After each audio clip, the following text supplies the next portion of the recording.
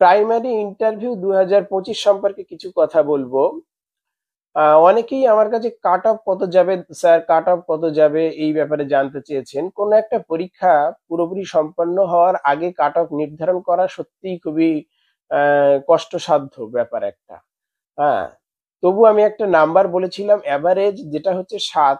সেই 7 পেলে সবাই ফাইট করতে পারবে।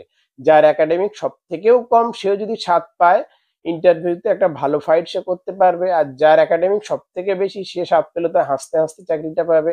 আর অ্যাভারেজ যারা আছে তারাও যদি 7 পায় একটা ভালো ফাইট করতে পারবে। সেই কারণে আমি একটাই নাম্বার বলেছিলাম যে 7 পান তাহলে আপনি চাকরিটা পাবেন।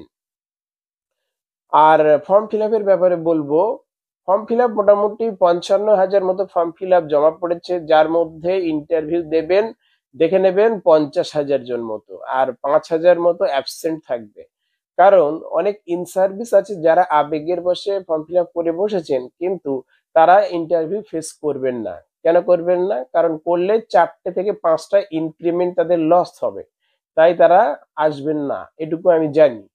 আবেগের বশে তারা ফর্ম ফিল আপ করেছেন। তাই মোটামুটি ধরো 13,000 প্লাস নিয়োগ হবে, আর সেখানে 50,000 মতো, 50-52,000 মতো ধরো ইন্টারভিউ দেবেন, তাহলে 4-52 মানে 4 জনে একজনের হবে, এটুকু বলছি। এবার সেই 4 জনের মধ্যে আপনাকে ঢুকতে গেলে 7 প্লাস পেতে হবে, এটা টার্গেট রাখুন।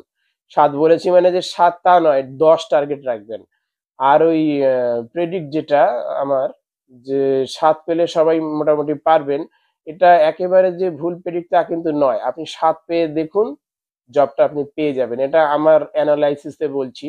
আর যারা কাট অফ নিয়ে বলছেন তাদের জন্য সত্যি আমি একটা ভিডিও করব, মোটামুটি এই ভিডিওর পরে পরের ভিডিওটা আমি করব। তার জন্য চ্যানেলটিকে সাবস্ক্রাইব করুন, পাশে থাকুন সেই ভিডিওটি দেখার জন্য। ধন্যবাদ।